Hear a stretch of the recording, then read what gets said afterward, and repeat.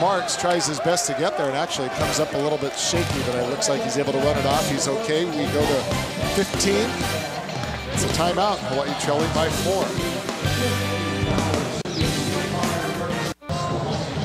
Back at the Stan Sheriff Center. It's a great day so far for University of Hawaii Athletics. If you missed it earlier, both the Wahine and the men's basketball team victorious on the road, and the volleyball team trying to take one back from Stanford here on a Saturday night. Siki goes cross court, and that one will bounce out. Point for Hawaii. Hey, you need tickets to any upcoming UH contest? Visit hawaiiathletics.com. Call 944-2697 or visit the Stan Sheriff box office. 3 easy ways to get your seats for the next University of Hawaii sporting event.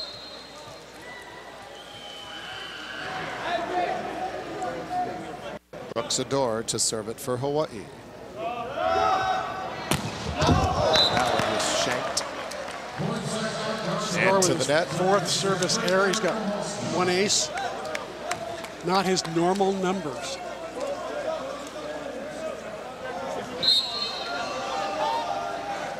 Eric Michalski back to serve it for the Cardinal, who lead it by 4. They are tied at 1 set apiece. Hawaii with a resounding comeback in set 2. An 11-2 run at the end of the set to take it. Back set, Cook, roofed by Taylor Averill. So one thing Hawaii is doing well, and it may pay off in the long run or it may not, depending on how well they play offensively, but defensively, they've done a terrific job on Brian Cook. Cook is now at 6 kills, 8 errors, hitting negative .087. He is their big gun. He hits over 300 pretty much every night. He gets double kills almost every night. He's number 2 in the league in kills per set with 4. So they've done a great job on slowing him down so far. Hard to slow down Irvin, but look at that play by Colby Kanetake to keep it alive. Sador almost hits it wide. And then there's Irvin with a little soft touch, put right back down on the Stanford side. Cook. Save. Nice dig by Siki. And then a tight set there. Averill with the little dunk. Covered by Stanford. Irvin again, and it's blocked but out. Point. Stanford. Wow, what a play. There's so many great defensive plays on both sides.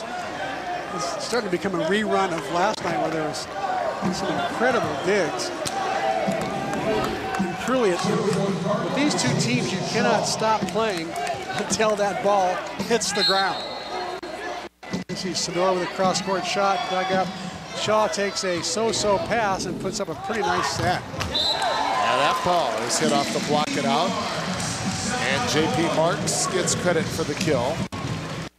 J.P. now 5 kills, and again, way behind his numbers, hitting 0. Taylor Averill hitting 0. That was one of our keys was for Hawaii hit just anything over 218 would be fine. And they're hitting 102 as a team instead. Stanford not exactly tearing it up at 190. And a good swing right there. The kill right in front of Siki Sarkovic. And the Cardinals go back up by 4. And this is about the same spot in set number 2 where Hawaii went on that run. Very similar score. So can the Warriors do it again? Back to serve will be Stephen Irvin.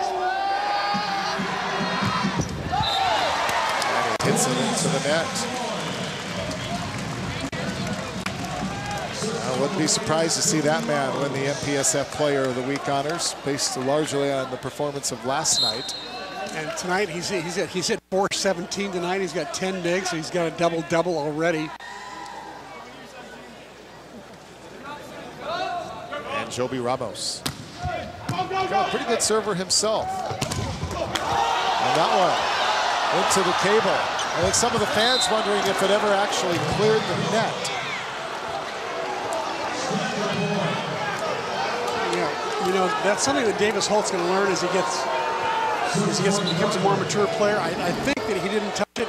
Yeah, he didn't touch that. So he's got to wave to the official and let him know that he didn't touch it to help the official make that call. He's immediate. You're right. A little bit of acting. Just kind of put your hands up. Didn't touch it. Exactly. It's just a quick move. You don't stop the play and you don't let it disrupt your next play. But clearly, you want to say, let the official know you did not touch it at all. The reality is they got to make their call pretty quickly too, so it may or may not make a difference. Boy, Brooks Sador just came skying in that one, and he was way above the net, got a perfect set, and hammered it down. And Sador. And White, who did that inside set, well, I'm not sure if Sador is calling that or Joby Ramos. I think Ramos is probably calling it, but it certainly takes a lot of heat off the left side hitter, not having to hit that antenna ball all the time. Sador, the first Hawaii hitter, as that one by J.P. Marks falls. And JP gets the kill. I was about to say Brooks Sador, the first Hawaii hitter into double figures with 10 kills. JP Marks hits the ball so hard when it hits the cable, there's a better chance it's going to go over than not if it just catches the top of that cable.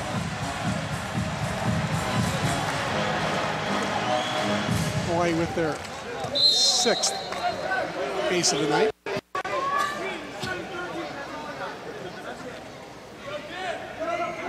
JP, another moving serve. Saka Ito with the pass, and Marks unable to handle that one. Peter coming right out of point for Stanford, and they hit that 20 plateau, lead at 20-17. Brian Cook to serve it.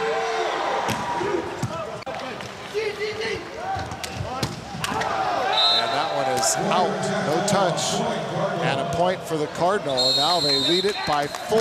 Charlie Wade wants a timeout. 21-17. We'll take a break too. Back with the fans dancing, including members of the University of Hawaii girls sand volleyball team. And this guy here was your winner. This young guy has been dancing all season long, by the way. He could be the next Alan Hackbarth? Alan Hackbarth, exactly, the rubber band man. And Hawaii getting the point out of the timeout. This is kind of that area, Chris, where they made their run last night in set number 3 and tied it at 24, eventually lost it 33-31. And look who's serving. Yep, Johan If Timmer. anybody's going to bring him back, it's this guy.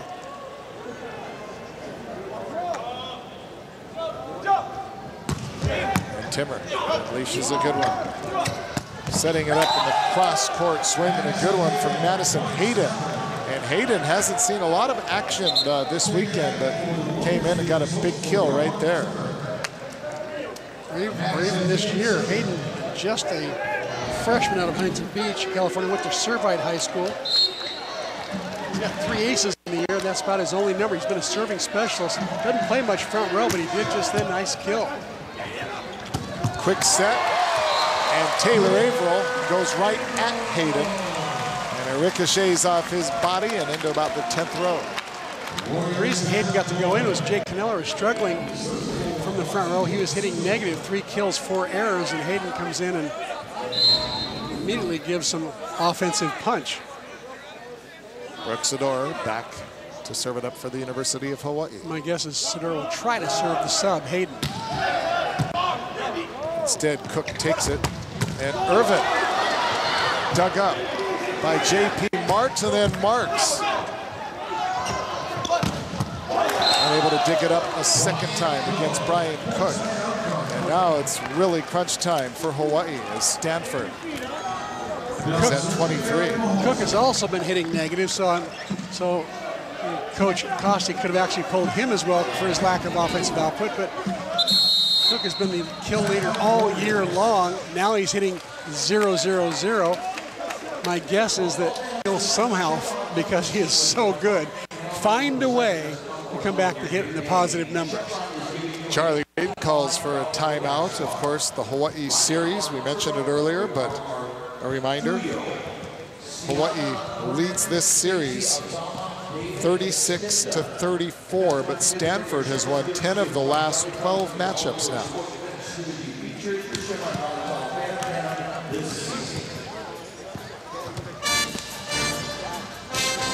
You see Coach Costi talking to his players. He was a former middle blocker when he was at Santa Barbara, so very often at timeout, you'll see him demonstrate blocking. See there, he's demonstrating how to press over the block, over the net. And that's what he usually does in the huddle. Coach Shibuya right behind him. Hitting percentage, Stanford hitting 230 now. 100 points less than their normal season average. Hawaii hitting 118.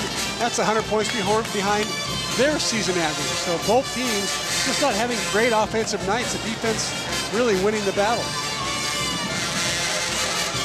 Jared Lofi, former University of Hawaii volleyball player in the house. I think always surrounded by babes. So you notice that? He's like a chick magnet. You notice that? Jared Lofi. And you know what? Because he's smart. Daniel Rasai, great story behind Daniel Rasai. 2002, he went down to the national championships, and he came in, hadn't played much all year. He was a backup setter, comes in and leads Hawaii to a victory over Penn State in games 3 and 4. They end up winning it, going to the finals and winning the national championship. Siki, oh, nice job kicking that one up back there by Mohalski. And then the roof by Taylor Averill. Siki in there, also Joby, but I think Averill got the better of that one. Good set by Madison Hayden, right where Irvin likes it. He just hit low into the block, unusual for him. He's usually pretty good at hitting high. Maybe he did hit high, but he hit the wrong person, the tallest blocker.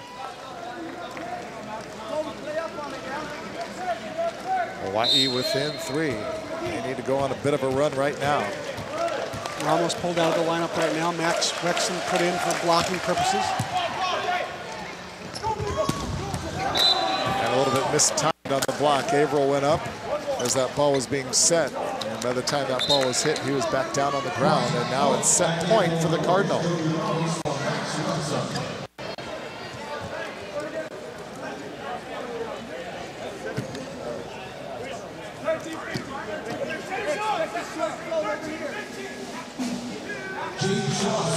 Well, a very eerily similar scenario to last night. Stanford winning set 1, Hawaii taking 2. Stanford winning set 3 if they go on to do so here. It was a little bit more dramatic last night, 33-31. Don't say anything yet, though, because Hawaii has been known to pull a little late magic. You get the feeling, Howard, that this Hawaii team just doesn't care how far they're behind. Even if it's late in a set, there's no fear. And they have no concern about going 5 either, because they're so used to going 5. How many times? 7 times this year already? Yeah. No, Ben Jay's in the house. He just arrived. He's under the scoreboard over there. Well, we're not going to even think or worry about where he sits tonight. That came to an end last night, but there he is in the tunnel. Just got a little. He's probably happy that both basketball teams won today, though. Oh yeah, there he is right there. Well, credit to him, but I tell you what, not that Jim Donovan didn't spend a lot of time inside the Stan Sheriff Center. He did, but Jay has been here most every night on the block and out. That's the set. I think one of the reasons that Ben Jay is here is because he's a bachelor. His wife and his children are still in Pennsylvania, or rather Ohio. And so he's pretty much got nothing to do but come out and watch his University of Hawaii Warriors, who right now trail 2 sets to 1. We'll be back. See if Hawaii can even it up. Send it to... All right, here we are back at the Stan Sheriff Center. And Hawaii down 2 sets to 1. And again, not that everybody wants to go 5 every night, but once again, that becomes the goal here on a Saturday night in Manoa. Keep the drive for 5 alive. Well, you talked about hitting. You said Hawaii needs to hit better than what, 216? Yeah, anything better. No, better than 218. I think I said if they hit 219, they'll have a good chance to win. And Stanford, I said that my key to the game for them was to have more middle presence, and so far, last night their middles hit 133. Tonight they're hitting 375, so better numbers for them, and that's helping their cause. Here you see the blocks. Hawaii 11-8 in blocks, but you know what? On the year, Stanford, as far as the league is concerned, a much better blocking team. They're ranked, I believe, number 5 in the MPSF in blocks.